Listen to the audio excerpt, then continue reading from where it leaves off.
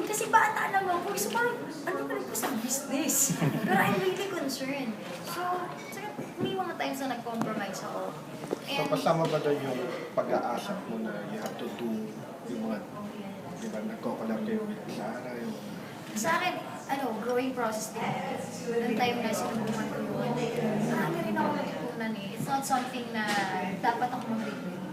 Pero, naging parte ng pagkatao ko na, ay, hindi ganun pala. Nag-pop din yung bubble ko. Actually, magandang music din pala yung ganitong music.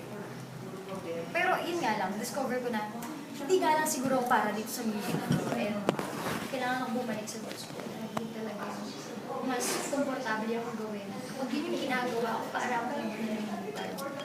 Hindi ako, parang alam ko kung kailan ako mag-remain ko, tititok na konti yung wings ko, is kailan ko isuswar na. So, yun. Pero, lahat talaga ng tao, sa kahit anong profession naman, kailangan mo compromise. Hindi lang naman ikaw yung tao sa planeta para isipin mo yung sarili parang gusto ko. Maraming tao na ma-affect sa mga gusto. And I'm really happy na natutunan ko. Good. Itong concert mo na okay lang maging single sa Valentine's. Kasama ka ba sa nag-conceptualize about this? Actually, ako Ikaw talaga, ikaw talaga. See, right after ng concert ko sa Aliw Theater, nung August 5, after nung dinner pa lang, yung victory party, sinabi ko na sa manager ko, gusto ko naman ng concert para sa mga singles. Kasi, alam naman lahat ng tao na single ako since birth, hindi naman ako nagka-boyfriend.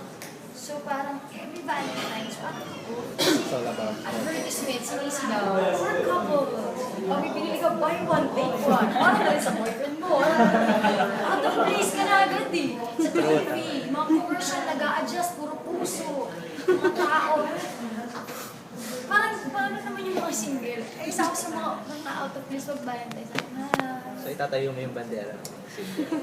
Well, basically, kaya ako ginawa yung concert is para ma-share kami sa mga tao yung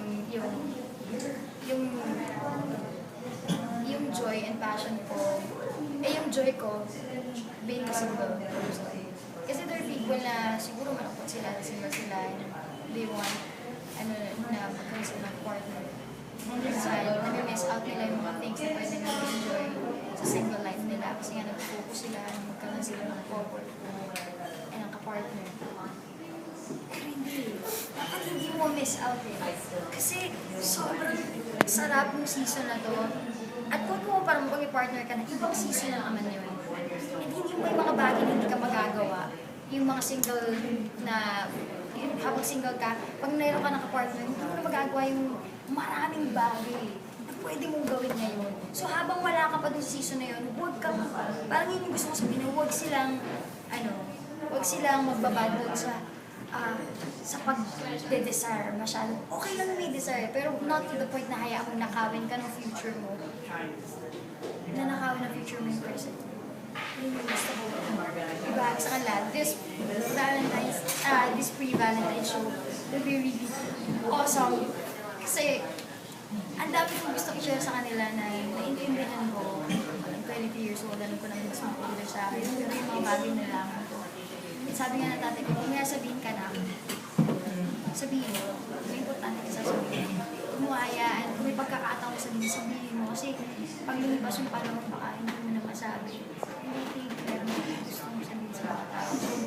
Sobrang grateful ako na may platform ako para sabihin yung concerts. So doon sa part ng concert, meron kang partly sharing o share mo ba yung what's inside you?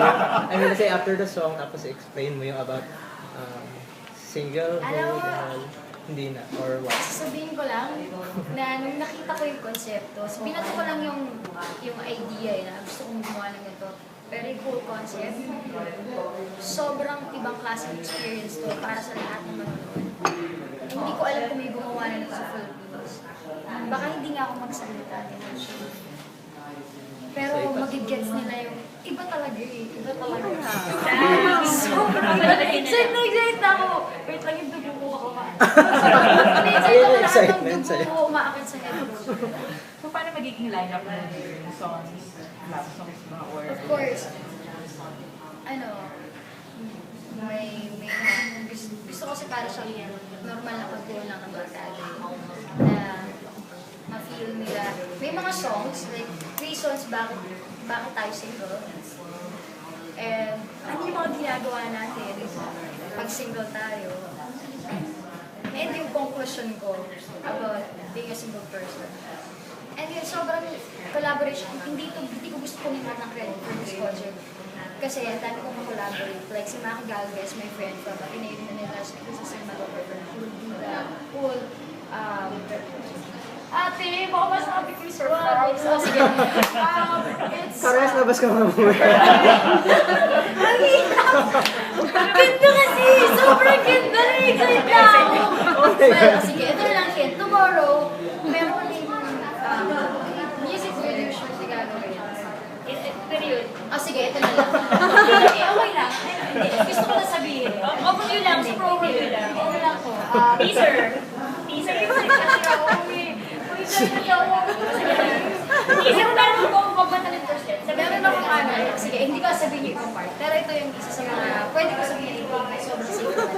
May lalabas akong original song. First time ko rin yung mga tao. Nakatay ko na. Ayan, okay.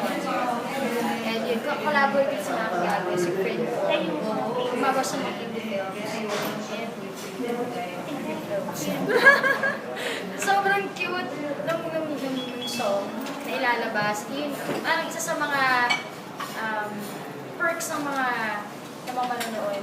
First time nila marinig yung original song na to. Never ko pang nilabas sa lahat ng albums or sa internet. Ever. Wala silang clue. Pero kakantahin ko to para lang talaga sa kanila. That day. And shoot namin bukas yung video. Papakita rin siya sa concert.